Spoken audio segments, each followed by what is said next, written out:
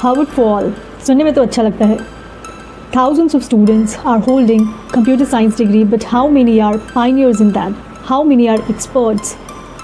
Hello ladies and gentlemen, this is Sangam Kumari, host of the show, and you're watching Story of My Life. Welcome to my channel, and this is episode number 4. Thousands of students are holding computer science degree, but how many are ruling the roost? How many are pioneer in this field? Very few. Most of the IIT graduates के पास knowledge तो है लेकिन skills नहीं, degree तो है लेकिन skills नहीं. So most of IIT graduates end up earning very few bucks, very less amount of money. Employed तो हैं लेकिन सारा पैसा खाने पीने और रेंट भरने में ही चला जाता है. ऊपर से कॉर्पोरेट इंडस्ट्रीज़ का वर्क कल्चर भी काफ़ी टॉक्सिक है. तो ये स्किल्स हमें आखिर सिखाएगा कौन? स्कूल में, जहाँ सिर्फ हफ्ते में कंप्यूटर क्लासेस के नाम पे 2 या 3 ही कंप्यूटर क्लासेस होते हैं, जिसमें भी मोस्ट ऑफ द बच्चे जाके पेंटिंग करते हैं. और जो टीचर्स वहाँ पढ़ाते हैं उनके पास भी प्रोग्रामिंग की नॉलेज नहीं होती है. तो ऐसे एजुकेशन सिस्टम में आखिर कोई कैसे एक IT प्रोफेशनल बनेगा? लेकिन आपके पास अगर इस फील्ड के लिए सही स्किल्स और नॉलेज है तो you can become a millionaire. Yes, by holding an IT degree or computer science degree you can become a millionaire like अनंत अग्रवाल. तो आइए जानते हैं कैसे अनंत अग्रवाल एक टेक टाइकून बने और कैसे ये अपनी फील्ड में मास्टर हैं. तो अनंत Agarwal is an Indian computer architecture researcher. He is a professor of electrical engineering and computer science at MIT, where he led the development of LWIFE, an early cache coherent multiprocessor, and has been director of MIT Computer Science and Artificial Intelligence Laboratory. He is the founder and CEO of Tilera, a fabless semiconductor company focusing on scalable multi-core embedded processor design.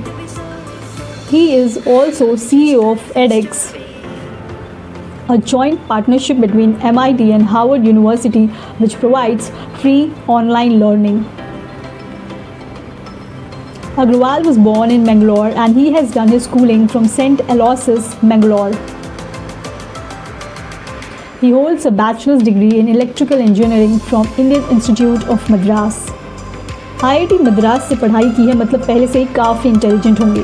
काफ़ी intelligent होने से मतलब है या तो उनका IQ level ज़्यादा होगा या उन्हें सब्जेक्ट में काफ़ी गहरा इंटरेस्ट होगा.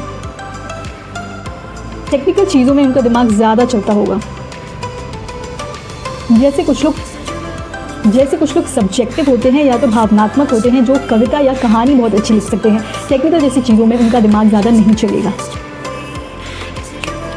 करियर चॉइस काफ़ी हद तक नेचर और इंटरेस्ट पे भी निर्भर करता है. और इसके अगेंस्ट जाकर आप अगर करियर चूज़ करते हैं then you can suffer a lot in future. उसमें आप ज़्यादा सक्सेसफुल नहीं हो पाएंगे. अगर कोई इंटेलिजेंट है नहीं तो इंटेलिजेंट बना जा सकता है बहुत सारी मेहनत करके, रिसर्च करके, स्किल्स गेन करके. लेकिन पहले हमें उस फील्ड में इंटरेस्ट होना चाहिए. For postgraduate study, he attended Stanford University, where he received an MS in 1984 and a PhD in 1987, both in electrical engineering. His PhD thesis analysis of cache performance for operating systems and multiprogramming were written under John L. Hennessy. In 2011, he has been appointed as MIT's Computer Science and Artificial Intelligence Laboratory Director. In 2013, he became a member of National Academy of Engineering and became the CEO of edX. In 2018, he received Edan Prize, the highest education prize. In 2018, he has received Edan Prize for Education Research, the world's largest education award. Edan refers to Chen Edan, a Chinese internet entrepreneur, philanthropist, and co-founder of Tencent, who established the Edan Prize Foundation to support education research and development. अब मैं आपको यहाँ बता देती हूँ, ईदान price foundation वो foundation है जो एनुअली उन इंडिविजुअल्स और टीम्स को अवार्ड या प्राइज़ देते हैं जिनका कंट्रीब्यूशन एजुकेशन को इम्प्रूव करने में और डेवलप करने में होता है। ये दो कैटेगरीज़ में दिया जाता है। पहला, Yidan prize for education research and दूसरा Yidan prize for education development.